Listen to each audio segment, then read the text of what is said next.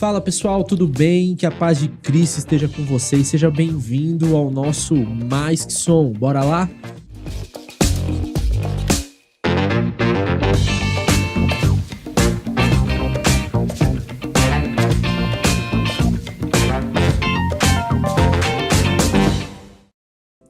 É isso aí, gente. Sejam bem-vindos ao nosso podcast. Mais uma vez aqui trazendo um conteúdo de muita qualidade.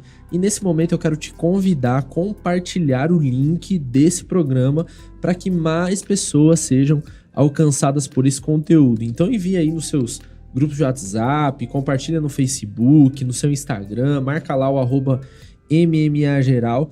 E eu tenho certeza que esse conteúdo vai ser um conteúdo que vai ajudar muito você aí, tanto você que é líder aí do Ministério de Música e Artes da sua igreja, quanto você que participa de alguma forma. E hoje a gente recebe um convidado, gente, um convidado muito especial, convidado pesado, viu? Pesado. Não literalmente, né, pastor? Graças a Deus, rapaz. Sim. Não sabia que eu tinha engordado tanto assim. Cara, tá quebrando a cadeira aí, né? Pesado no conteúdo, pastor. Rapaz, então tá pesado certo. Pesado no conteúdo. Paz do Senhor, Fábio. Uma alegria estar com vocês aqui, cara. Mais uma vez, poder participar desse programa, né, poder falar para o pessoal de casa. Vamos lá, né? Que o Senhor nos abençoe e nos dê um período abençoado aí de programa.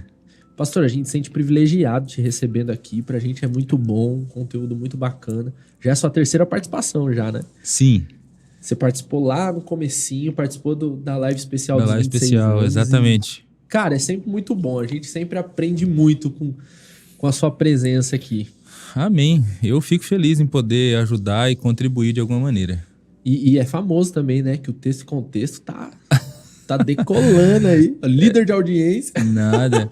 Deus tem sido bom, né? Já são... nós fizemos 2 anos agora em março do Texto Contexto, né? Eu acho intermitentes, né? 2 anos intermitentes. Começamos em março de 2020, né? Bem no comecinho da pandemia, e agora março de 22 já foram 2 anos de programa, né? Semanal, acho que né? Ele principiou a TV Viva Promessa, né? Puxou a fila junto com a live da Escola Bíblica, né? Sim, é verdade, é verdade. É isso aí. Não, cara, é muito legal. É desafiador, né? Porque é muito difícil, né? Você encontrar todos os conteúdos. Enfim, é difícil. É um desafio, né? Sim, com certeza. Preparar roteiro toda semana. É o desafio que você tem no programa Mais Que Som e que os apresentadores da TV Viva Promessa tem, né? Você precisa estar constantemente pensando em temas, preparando roteiro, fazendo convite pro pessoal que vai ajudar. É um desafio, mas é compensador, né? Sim. Você vê o retorno do pessoal, dizendo que acompanha o programa, né? A gente acaba andando bastante aí por alguns lugares e sempre tem alguém que dizendo que acompanha os programas da TV, né? Assiste o Texto Contexto, foi abençoado por esse programa, por aquele. Então isso acaba trazendo bastante alegria para o coração da gente, né? E é compensador também porque a gente pode contar com muita gente na instituição. Então, pastores, músicos, todo esse pessoal que vem e traz um conteúdo muito bom para o Mais Que Som. Então, Deus tem abençoado, assim. É difícil, mas Deus, ele sempre tem demonstrado seu cuidado pra gente, em conseguir produzir. Enfim, é só gente boa. Aqui não vem gente mais ou menos. Todo programa eu falo isso, mas... É uma realidade, né? É uma turma muito boa, muito comprometida com a igreja, com o evangelho, com o reino de Deus. É isso aí, graças a Deus. Mais Que Som tá trilhando o caminho dele, né? A gente tem visto realmente, tem vindo muita gente boa aqui participar do programa, né? Muitos conteúdos bacanas mesmo aí para o pessoal envolvido nessa área, né? E como é um programa que tem música, né? Vamos ouvir uma música? Opa, vamos lá.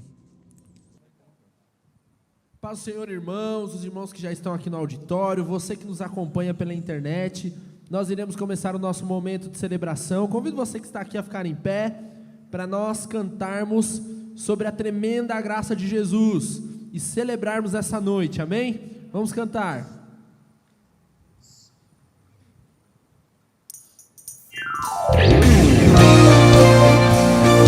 As palmas.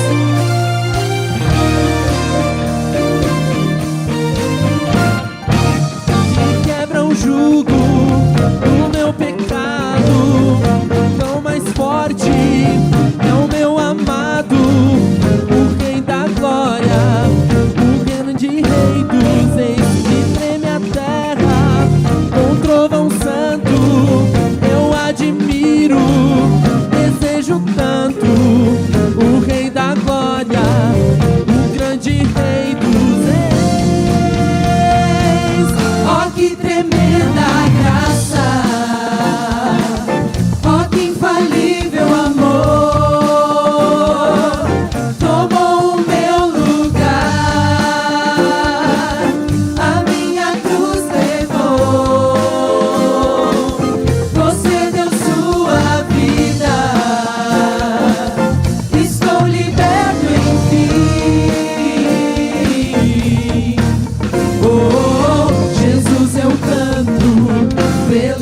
fez por mim.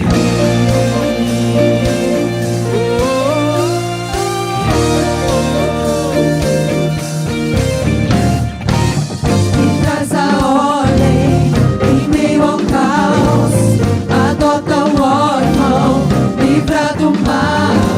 O Rei da Glória, o Rei da Glória, governa o mundo com sua justiça. És como o sol, sua face brilha. O Rei da Glória, o grande Rei dos Reis. E a sua graça é tremenda. Oh, que tremenda graça! Oh, que infalível amor! Toma o meu lugar, a minha cruz levou. Você deu sua vida, estou liberto, enfim. Oh, Jesus, eu canto pelo que fez por mim. Levante a sua mão comigo e cante assim, ó. Digno é o Cordeiro de Deus, digno é o Cordeiro que a morte venceu. Cante. Ele é digno, digno é o Cordeiro que a morte venceu. Digno é o Cordeiro de Deus, digno é o Cordeiro que a morte venceu. Digno é o Cordeiro de Deus, digno é o Cordeiro que a morte venceu. Ele é digno, digno é o Cordeiro de Deus, digno é o Cordeiro que a morte venceu. Digno é o Cordeiro de Deus, digno, digno. Oh, que tremenda graça! Infalível amor, tomou o meu lugar, a minha cruz levou. Você deu sua vida, estou liberto, enfim. Oh, Jesus, eu canto pelo que fez por mim. Ó, que tremenda graça! Oh, que tremenda graça! Oh, que infalível amor! Aleluia! Tomou o meu lugar, a minha cruz levou. Você deu sua vida, estou liberto, enfim.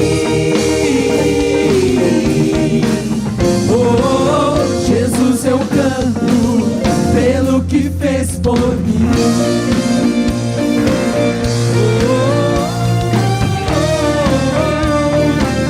Glórias a Deus!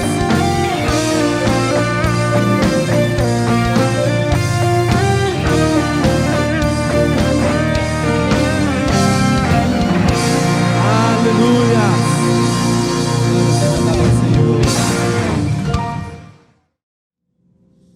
É isso aí, música bacana, né? Graças a Deus, cara, uma música muito bonita, né? E de um letra momento muito importante bonita pra igreja, né? Que foi a Conferência Uma. Isso aí.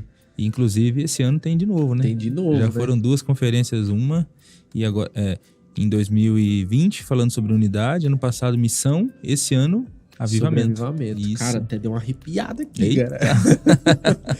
O povo promessista é avivado. É avivado. Farol alto, né, cara? Isso aí. Esse ano vamos com tudo na Conferência 1, falar sobre esse tema, pensar um pouco sobre a ação do Espírito Santo, né? Especialmente pra gente, que é uma igreja que tem como valor, né, na sua história o avivamento. Sim. Então, a gente entende que vai ser um momento bem especial também na história da nossa denominação, essa conferência com esse tema. Pra gente é um momento de festa mesmo, porque a gente pode ter a oportunidade de ouvir os palestrantes falando sobre conteúdos que, na minha opinião, são até revolucionários, né? Uhum. Porque eles tiram a gente um pouco de fora da caixa. Às vezes a gente tá na igreja e a gente entra num ciclo ali de fazer sempre a mesma coisa, entra no automático, né? Uhum.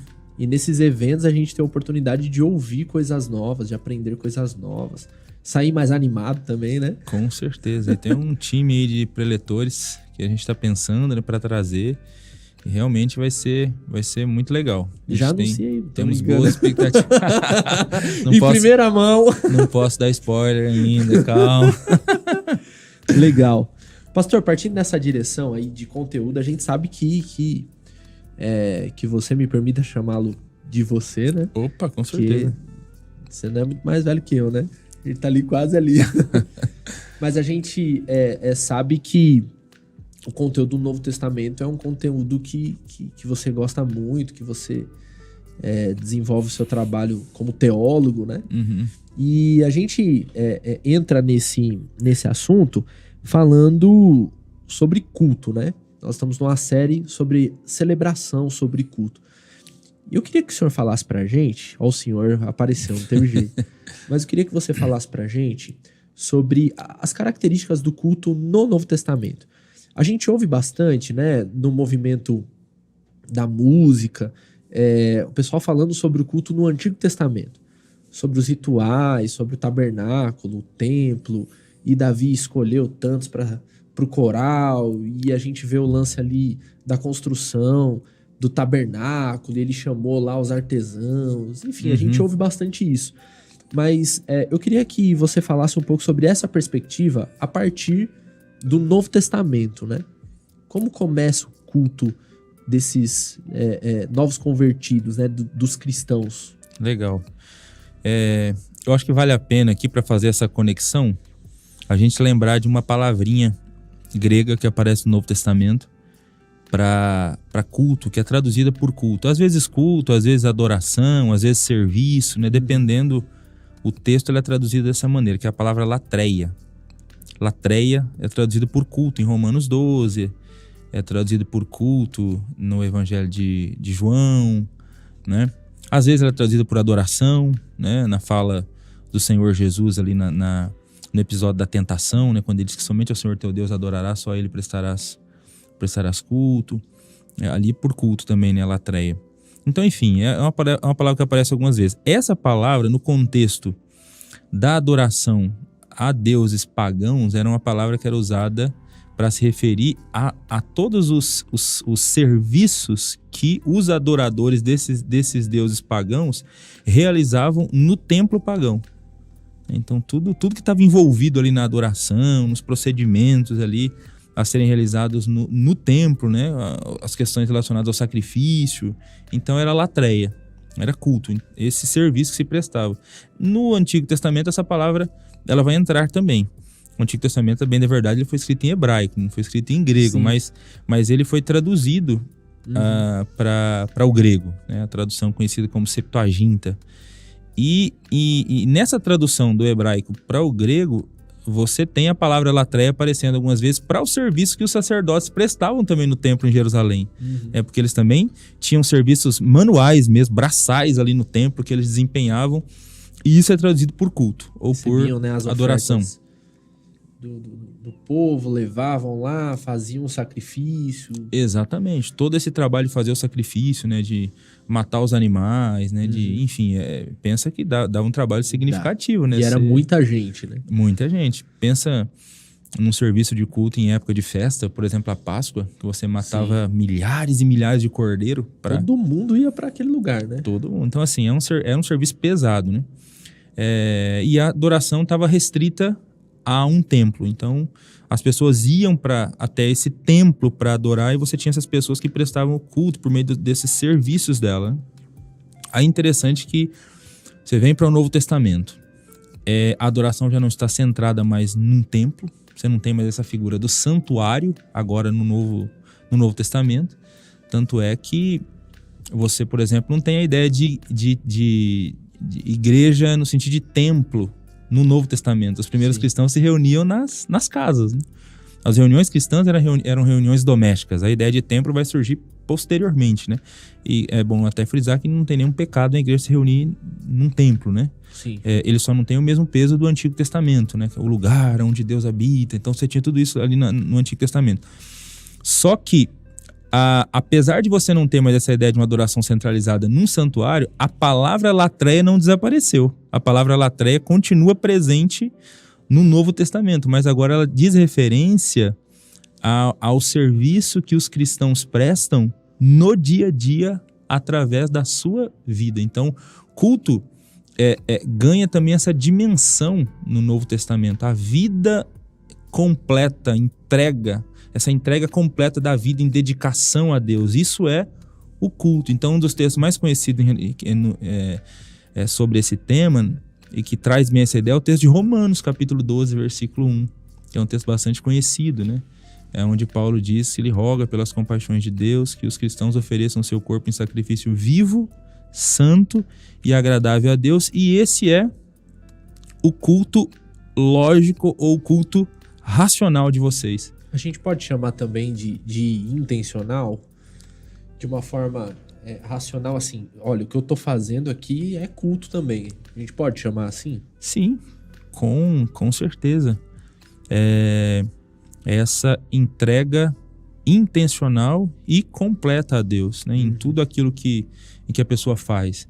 O culto no Novo Testamento ganha essa outra dimensão, né? É muito legal isso, porque se você olhar lá, se alguém tiver com a Bíblia aberta em Romanos 12, dê uma olhada. Os últimos versículos do capítulo 11 de Romanos é um hino de adoração a Deus. Sim. Né? Oh, profundidade das riquezas, tanto da sabedoria quanto do conhecimento de Deus, né? Enfim, quem conheceu a mente do Senhor, né? Quem pode ser seu conselheiro, e aí vai. E aí termina, porque dele, por ele, para ele são todas as coisas. Glória, pois a ele, amém. Aí começa o 12, portanto, rogo aos irmãos. Então, assim, diante desse Deus tão glorioso, tão estupendo, ofereçam a vida de vocês como sacrifício vivo. Isso é o culto. Sim. Então, aqui ele não está falando do ajuntamento coletivo dos cristãos. Não está falando. Porque essa é uma outra dimensão também presente no Novo Testamento relacionada a culto. Mas aqui ele está falando do cristão individual. Já que Deus é tão grande assim, então no dia a dia preste culto a Deus. E como ele faz isso? Através de viver uma vida para a glória de Deus, né? Intencionalmente para a glória de Deus, se entregar completamente a Deus. Onde? Em todos os ambientes, em todos os lugares. Então eu não presto culto só quando eu vou à igreja no sábado pela manhã, no sábado à tarde ou no domingo. Eu presto culto onde eu estou.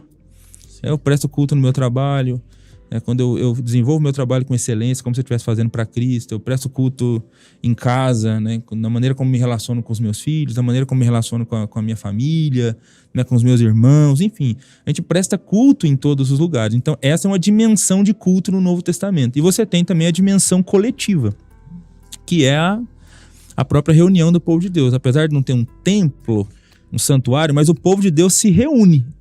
E até no Novo Testamento, a gente não acha a palavra culto para caracterizar o ajuntamento, né? Sim. A gente acha o partir do pão, o unir-se. Uhum.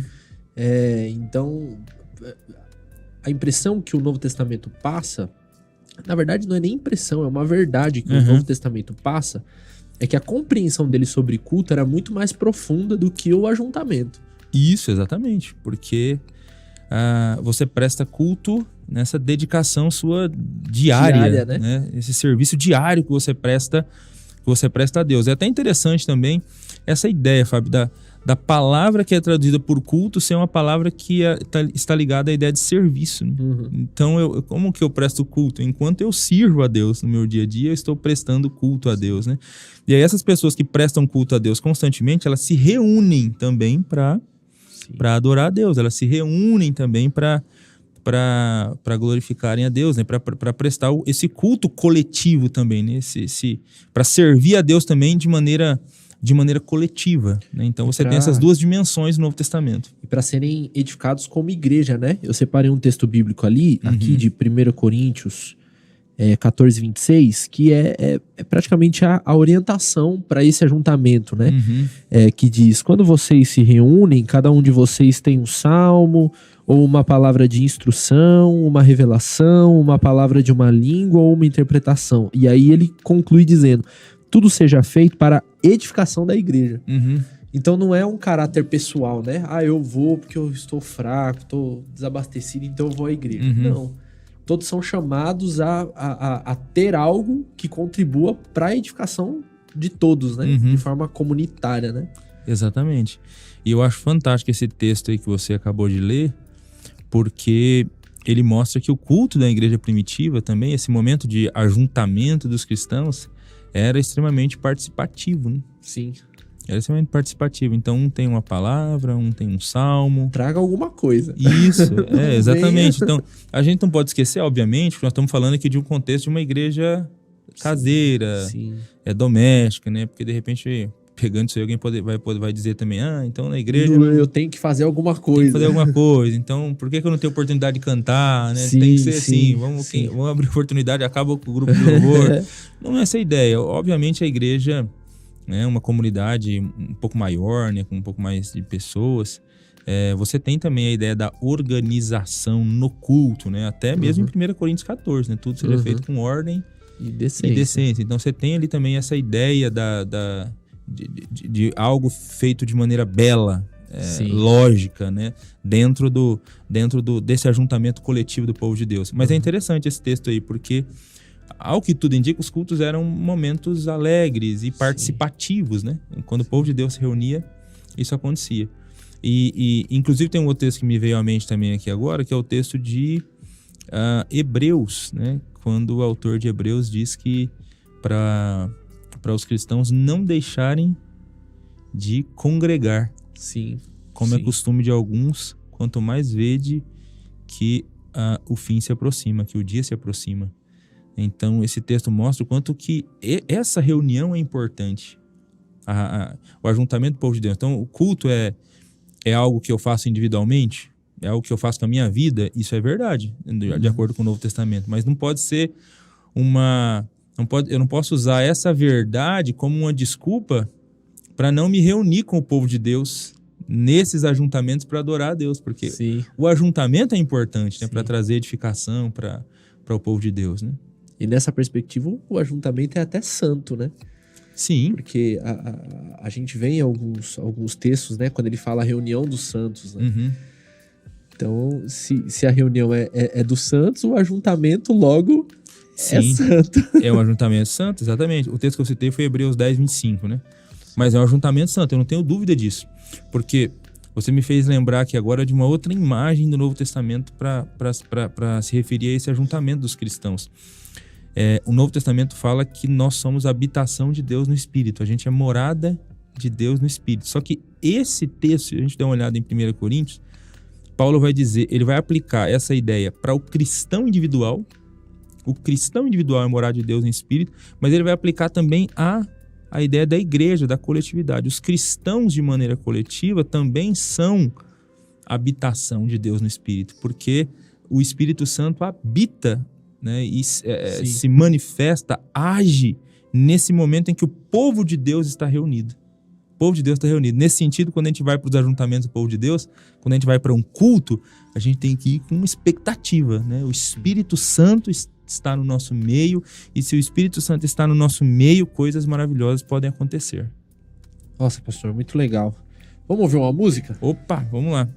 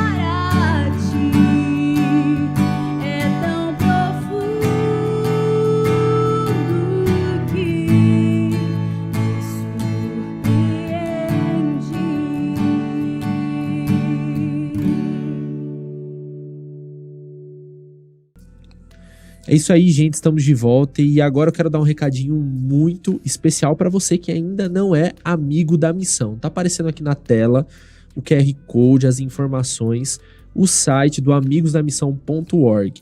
O Amigos da Missão é uma iniciativa da nossa denominação para que você possa contribuir com a pregação do evangelho aqui na internet. Você pode entrar lá, escolher um valor mensal, escolher um valor de cota única.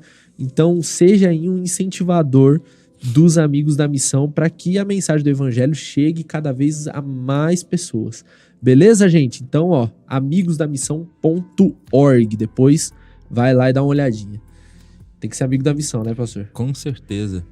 Projeto muito importante, né? Que contribui com a proclamação do evangelho, que contribui para que conteúdos como esse, né, do programa Mais Que Som, chegue à casa das pessoas. E né? O texto e contexto. Igreja missionária. Conexão feminina, e todos os outros papos e tantos mais.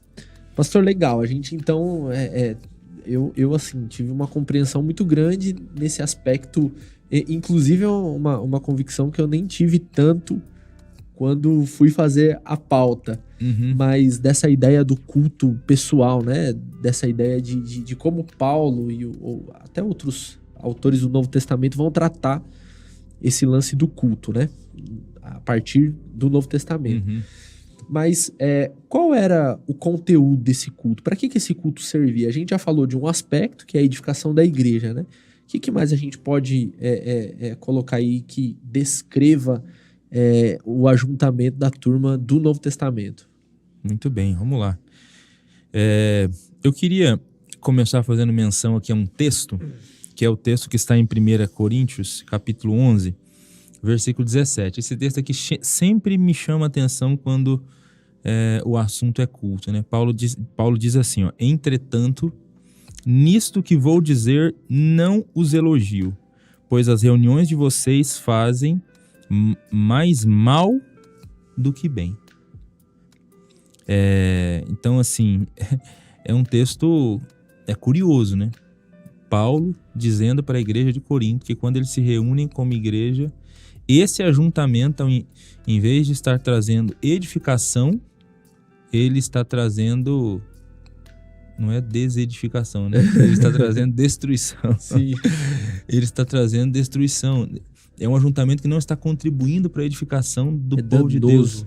É um ajuntamento danoso. É curioso isso, né? Então, assim, não basta apenas o povo de Deus estar reunido. O povo de Deus precisa estar reunido pelos motivos corretos, né? Precisa estar reunido pelos propósitos corretos. Então, não é todo ajuntamento do povo de Deus que vai trazer edificação. Apenas se ele estiver reunido de fato de acordo com os propósitos que o próprio Novo Testamento apresenta para o culto, né? Então, nós já mencionamos aqui, por exemplo, 1 Coríntios capítulo 14, né? Foi um texto que você leu há pouco aí, 14, versículo 26, que fala um pouco dessa ideia do conteúdo do culto, né? De acordo com o Novo Testamento. Então, o texto lá fala de salmo, o texto lá fala de instrução, né? Enfim, palavra em língua, interpretação, tudo seja feito para a edificação da igreja. Mas assim, você tem aqui, num primeiro momento, a ideia de um salmo, né? Que é a ideia de louvor, que é a ideia de exaltação a Deus, né? A ideia de elogiar a Deus. Quando o povo de Deus se reúne, esse ajuntamento é um ajuntamento para glorificar a Deus. É um ajuntamento para que Deus seja exaltado. A maioria das vezes que a gente lê sobre culto no Novo Testamento tem louvor. Tem louvor. Tem salmo, né? Tem hino. Tem cânticos espirituais, né? Que são poemas inspirados. O povo está ali louvando a Deus e engrandecendo a Deus. Então, culto é momento para glorificar a Deus. É momento para exaltar a Deus. Então, isso precisa acontecer no culto público. Acho que todos que vão para um culto público precisam ir com essa ideia, né? Eu não estou indo para fazer algo para mim. Sim. O culto não é para a gente, né? O culto não é para o ser humano. O culto é para Deus, né? O culto é para Deus. Eu até sempre lembro de uma tirinha que eu li uma vez, né? Uma pessoa saindo do culto e aí foi comentar com o outro lá, não gostei do culto. Aí o outro respondeu, mas você não tem que gostar, não é pra você. Quem tem que gostar é Deus, né? Sim. Pergunta que você tem que fazer é, Deus gostou do culto que você prestou a ele, né? E Deus não aceita qualquer culto, porque tem um texto, eu não vou me lembrar de cabeça, mas que Deus, ele reclama do culto. Ele fala, cara, eu não aguento mais as reuniões de vocês. Sim, as reuniões de vocês. Eu vou fechar os ouvidos, né, para ouvir. Sim. Para não ouvir mais a música de vocês. Então, ele reclama da reunião do povo de Deus em Isaías, ele reclama no livro de Amós, né? Às vezes ele reclama, né? Porque o povo está reunido diante dele, mas eles não estão reunidos com o coração de fato voltado para ele. Então é só um ajuntamento ali que tem pouco significado espiritual, né? Esse tipo de ajuntamento do povo de Deus. Então quando o povo de Deus se reúne, tem que ser para glorificar a Deus, tem que haver exaltação a Deus, porque o culto é glorificação a Deus, é exaltação a Deus. O culto é momento de adoração, e aqui eu queria fazer menção a uma palavra que a gente tem no capítulo 4 de João, quando Jesus conversa com a mulher samaritana e diz para a mulher samaritana que vem a hora, já chegou, em que os verdadeiros adoradores adorarão o Pai em espírito e em verdade, porque são esses que o Pai procura. E ali Jesus utiliza a palavra proskinel, a palavra para adoração. Não só ali, mas ele vai usar também em outros textos do Novo Testamento. Nós vamos ver também a palavra proskinel, né? Junto com latreia. Sim. É uma outra palavra dessa família de palavras gregas que são usadas para adoração. Cara, tá chique esse negócio, hein? Já são duas palavras em grego, hein? Já são duas palavras em grego. Legal. E o que é proskinel, né? A ideia dessa palavra proskinel, né, tem a ver com prostrar-se mesmo, né? Tem a ver com a ideia de se lançar para frente.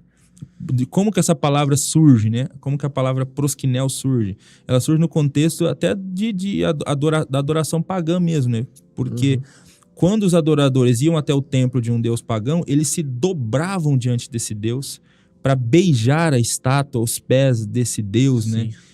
Reconhecendo a insignificância dele e a grandeza do Deus que estava sendo adorado. Então, você tem essa palavra proskinel no contexto cristão. É óbvio que a gente não vai num templo e se dobra e beija o chão ou qualquer coisa, né? Na verdade, essa prostração que está por trás da palavra tem muito mais a ver com prostrar o coração, né? Dobrar o coração e a vida diante de Deus, e com esse sentimento, esse reconhecimento da grandeza de Deus. Quando a gente vai para o culto público, para essa reunião, é para adorar nesse sentido, de reconhecer o quanto Deus é grande, o quanto nós somos pequenos, limitados, pecadores. Ali é uma reunião de santos pecadores, né? De santos que reconhecem o seu estado de pecaminosidade, mas se reúnem ali para engrandecer a Deus, para glorificar a Deus, né? Por tudo que Deus tem feito. Agradecer pela salvação que receberam, né? Glorificar pela salvação que receberam, glorificar a Deus pelos grandes feitos dele, né? Então isso é culto, né? Você pega o conteúdo dos Salmos, por exemplo, a maioria deles é glorificando a Deus, né? A maioria deles é falando dos feitos gloriosos de Deus, né? Então, essa é a ideia de culto. Além de glorificação e de adoração, o culto também é esse momento de encontro de Deus com o ser humano, né? O culto coletivo. O culto individual, obviamente, né? Mas aqui agora eu estou pensando mais no aspecto coletivo, né? Então, quando a gente se reúne para glorificar, a gente se reúne para adorar, e a gente se reúne para esse encontro com Deus. Eu acho que talvez a gente precise recuperar isso nas nossas celebrações coletivas, né? Quando a gente vai para esse local onde o povo de Deus se reúne para adorá-lo, né? A gente precisa ir com essa expectativa. Nós estamos indo ali e nós vamos nos encontrar, né, juntos ali, nós vamos adorar a Deus. A gente vai para esse encontro com Deus, a gente vai com essa certeza que Deus está onde o seu povo está, e nós vamos poder contar com a manifestação de Deus, e com essa expectativa, né, esse anseio pela glória de Deus, que é a própria presença de Deus, né? Eu acho que a impressão que a gente tem em alguns lugares, em alguns cultos, né, é que as pessoas perderam um pouco desse brilho nos olhos quando vão para o culto coletivo, né? Eles não vão com essa expectativa. Hoje Deus pode fazer alguma coisa no meio de nós, né? E eu acho que isso é importante recuperar, né? Até porque é Deus quem nos convida para o culto, né? Sim. E eu tô lendo um livro muito bacana que chama Celebrando Deus no Mundo. Uhum. E ele até faz um paralelo lá com a Trindade, né? De que o culto é o momento em que Deus convida nós, humanos pecadores, para desfrutarmos daquilo que é divino, né? E a gente tem acesso direto, né, a Deus como povo, como comunidade. E é muito legal isso, cara, porque é um privilégio, né? Sim, com certeza, um privilégio gigantesco. Porque quem somos nós, né? Para estarmos diante de Deus, né? Então, é isso aí. Só mais um comentário ainda sobre esse tema. Às vezes eu fico lembrando daquele texto: alegrei-me quando me disseram, vamos à casa do Senhor, né? Aquela alegria que aqueles peregrinos iam para Jerusalém para adorar a Deus, né? Na época você tinha um santuário centralizado, então a adoração era só em Jerusalém e as pessoas tinham que viajar até Jerusalém para adorar a Deus, né? No templo. E era um acontecimento quando chegava a época dessas viagens, né? Porque às vezes era uma vez no ano. E então, até assim, tinha uma apreensão na entrega do sacrifício, né? Porque será que Deus vai aceitar o nosso sacrifício? Deus vai aceitar? E ele aceitando era um sinal de que você estava livre, estava perdoado, né? Exatamente. Mas assim, as pessoas iam com essa expectativa, né? Parece que de fato tinha essa alegria de ir até Jerusalém para adorar a Deus ali no templo. Eu reconheço que pra gente o nosso desafio é gigantesco. Porque primeiro, o santuário local não tem mais o significado que tinha no Antigo Testamento. Não existe apenas um único templo no mundo centralizado, onde você vai uma vez no ano, no máximo, adorar a Deus ali nesse templo, né? Quem mora fora, né? O povo de Deus se reúne com uma periodicidade muito maior, né? A gente se reúne, sei lá, pelo menos uma vez por semana. Eu quero acreditar que o povo de Deus se reúne para adorá-lo, né? Mas eu acho que a gente precisaria ter de fato essa expectativa e essa alegria para a reunião coletiva do povo de Deus, porque ele é lugar de glorificar a Deus, é lugar de adorar a Deus, é lugar de ir com essa expectativa do encontro, né, do ser humano com Deus. E pastor, a gente está vivendo num tempo em que a moda é tirar o texto do contexto, pastor, né? E bater no peito e dizer, eu sou igreja. Então, assim, o irmão não vai na igreja, não quer ir lá, não comunga, né? E aí ele bate no peito e fala, mas eu sou igreja. Então, eu queria que você falasse sobre essa perspectiva e sobre o que caracteriza uma igreja, né? Porque sem culto não há igreja, né? O culto, ele é uma característica da igreja, né? Sim. Da eclésia, né? Sim, com toda certeza. É equivocado esse tipo de argumento, né? Porque, de fato, a gente é santuário de Deus no Espírito individualmente? O culto é o que eu faço no dia a dia, né? Tem essa dimensão individual do culto? Sim. Mas igreja, eclesia, né? Mais uma palavra grega. Mais uma, eu falei eclésia, né? É que é mais parecido, né? Pra eu que sou o tio do violão. Nada, cara. Já aprendi a eclesia, cara. Ó, já. Mais uma palavra grega. Prosquinel, latreia, eclesia. Essa palavra em si, ela denota ajuntamento.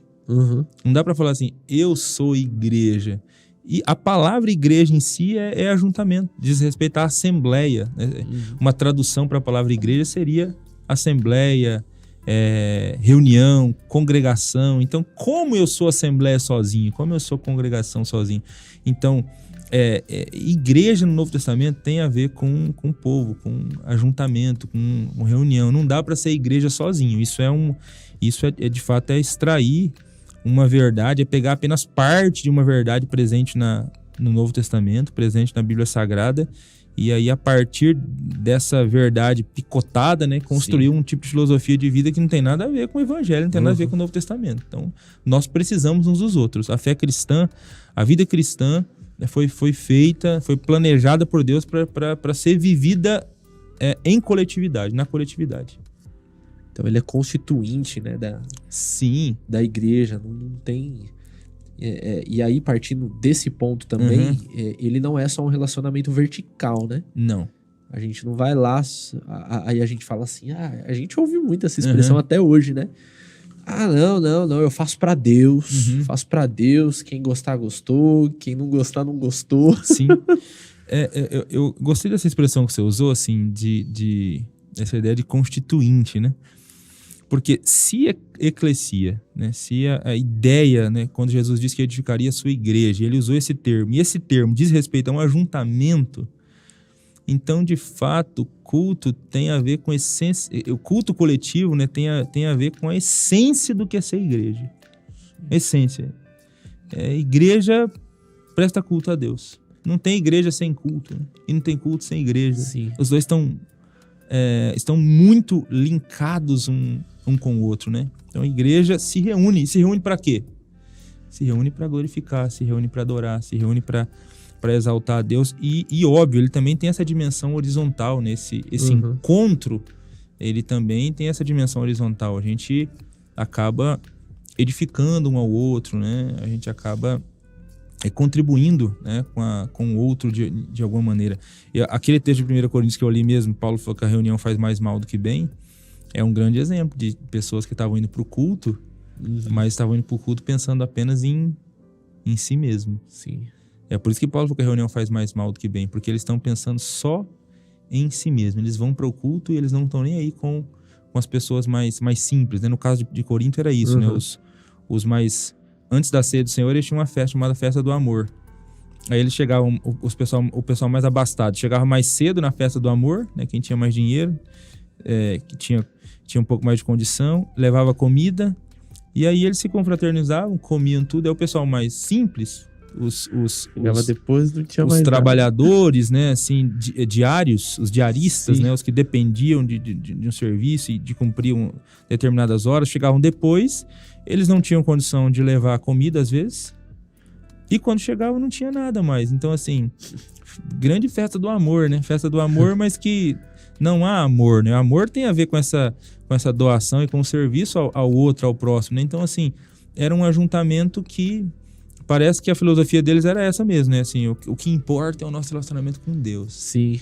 E aí desprezava o outro. Então, assim, Paulo vai dizer, né, inspirado pelo Espírito, essa reunião de vocês causa mais mal do que bem. Sim. Né? Porque não tem como desconectar essa dimensão horizontal da reunião coletiva, né? Do culto coletivo. Né? Então são várias lições. A lição para quem não vai mais à igreja, diz que é igreja, irmão, volta aí pra igreja. Pra você que vai pra igreja e não fala com ninguém... Começa a falar, começa a falar com a turma. E pra você que vai à igreja, fala com todo mundo, mas tem uma vida de pecado, que não procura em nada agradar a Deus, também... Vamos mudar esse negócio aí, porque tem que ter culto na vida. Sim. Acho que essa frase é do Hernandes Dias Lopes, né? Quando não há culto na vida, não há vida no culto. Se não tem culto na vida... O culto vai ser sem vida. Vazio, né? Vai ser vazio. É isso aí. Nossa, pastor. Cara, muito legal, cara. Muito bom, muito bom. Amém, meu irmão. Cara, que crescimento. A gente chegou no fim já acabou. Olha só, já passou? O tempo voou, cara. Voou. Quando é muito conteúdo, passa rápido. Mas legal. É muito... legal a gente entender. Hoje a gente não falou necessariamente, né, de uma classe específica da igreja, que é a turma da arte, da música, enfim. Mas o quanto tudo isso se aplica, né, ao pessoal do grupo de louvor, que tá ali engajado. O nosso povo, ele é bom, pastor. Ele é bom, ele é dedicado, ele ensaia muito, ele vai aos cultos. Mas eu acho que a gente precisa... startar as ideias, né? O campo das ideias. Cara, por que eu tô fazendo tudo isso? Por que eu tô me dedicando a tudo isso? Às vezes a gente tá lá, tá se dedicando, tá fazendo e tá errado do mesmo jeito. Né? Sim. Então, assim, é uma nova roupa que a gente precisa vestir a cada dia nessa caminhada do relacionamento com Deus. Né? Com certeza. Eu acho que esse programa, né, junto com outros... de repente conteúdo que o pessoal possa ter acesso, mas esse programa aqui ele acaba contribuindo também nesse sentido, né? Para essa capacitação, para essa conscientização, né? Porque, de fato, como você disse, o pessoal da música rala mesmo na igreja. Não tem como falar que não, né? O pessoal se esforça, ensaia. Eu falei pra você nesses outros programas que eu vim aqui que eu já fui. Já foi. Da música, né? Já estive em grupo de louvor, né? Já fui dessa vida aí de ensaio sexta-noite, ensaio sábado, dia todo, né? Às vezes ensaio domingo um pouco antes do culto. Era ensaio direto, né? Então, assim, era muito ensaio. Então o pessoal se esforça, mas é importante também, junto com isso também, ter o conteúdo correto, né? Sim. Entender corretamente o evangelho, ter essa conscientização, né, correta do que é louvor, adoração, culto, para não estar fazendo uma coisa sem entender corretamente tudo o que significa, né? E eu acho que o programa Mais Que Som contribui bastante nesse sentido. Não é para parar de fazer tudo que já faz, mas é para mudar o coração, né? Opa, com certeza. Para mudar o coração. Continua fazendo, continua ajudando seu pastor aí, ajudando a igreja com seu talento, com o seu dom. Pastor, muito bom. Eu vou pedir para que o senhor faça uma oração, a gente já está chegando no fim. Quero agradecer sua presença aqui, muito bom. O pastor Eleilton passou aí hoje, ontem, em comissão. É difícil, gente? É difícil arrumar um espacinho na agenda. Eu quero agradecer porque sempre você recebe aí o convite de bom grado, sempre está aqui com a gente, traz muito conteúdo. Pra gente é um privilégio tê-lo aqui. Amém, a alegria é nossa. E venha mais vezes, viu? Opa, com certeza. Eu vou pedir para que você ore, e aí a gente tem aquele desafio. Cara, você tá montando um dicionário já de mais que som em uma palavra. A gente tem o desafio mais que som em uma palavra. E depois do programa a gente vai soltar uma música aí para que o pessoal louve a Deus com a gente, coloque o coração aí diante de Deus, para ter esse momento aí, mesmo que distantes, né, e online, mas para que a gente esteja junto em adoração. Okay. Você pode orar, pastor, por favor?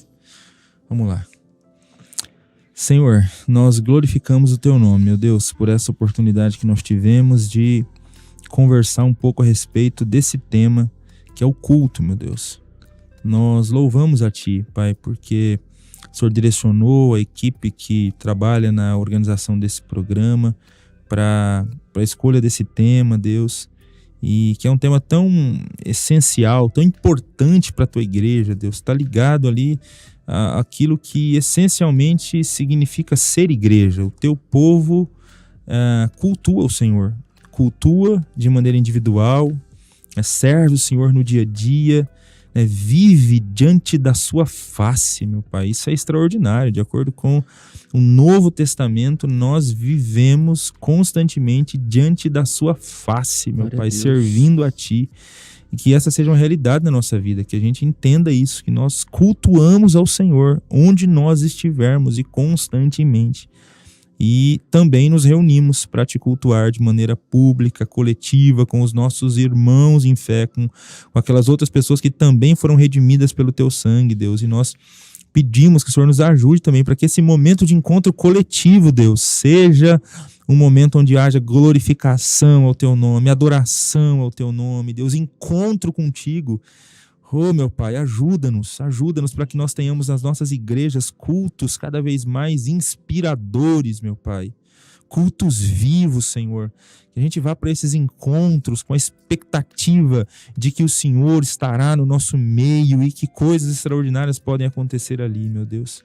No nome de Jesus nós oramos, nós pedimos isso para Ti. Amém. Amém. Pastor, amém. Mais que som em uma palavra. Latreia. É mais que som, é adoração. Até a próxima, hein? Eu podia ser melhor e fazer valer a pena sua morte. O sangue que você derramou, eu podia ter valorizado muito mais. Tão medíocre como filho eu sou, mas cuidar de mim, mesmo eu sendo um pobre pecador. Eu não mereço o Teu favor, Senhor,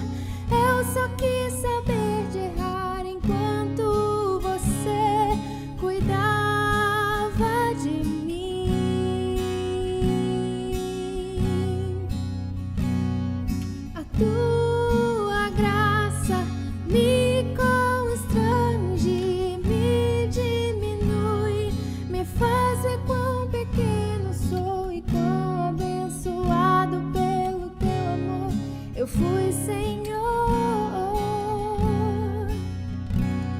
Eu podia ser melhor e fazer valer a pena a sua morte,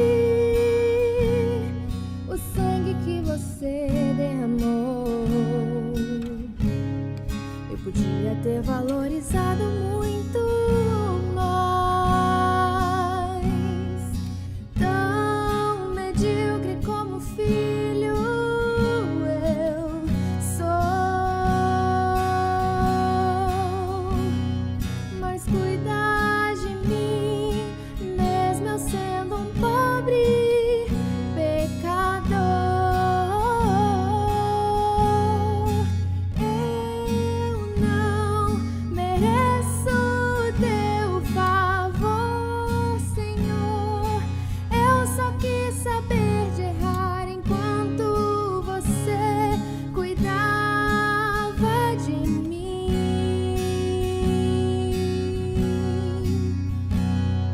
A tua graça me constrange, me diminui, me faz ver quão pequeno sou e quão abençoado pelo teu amor eu fui, Senhor.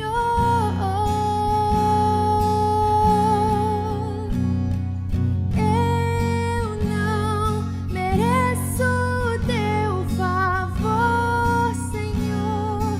Eu só quis saber de errar enquanto você cuidava de mim.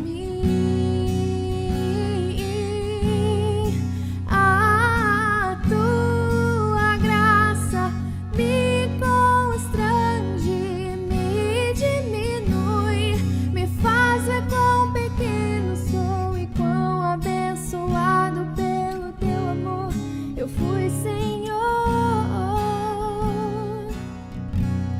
Eu podia ser melhor e fazer valer a pena a sua morte.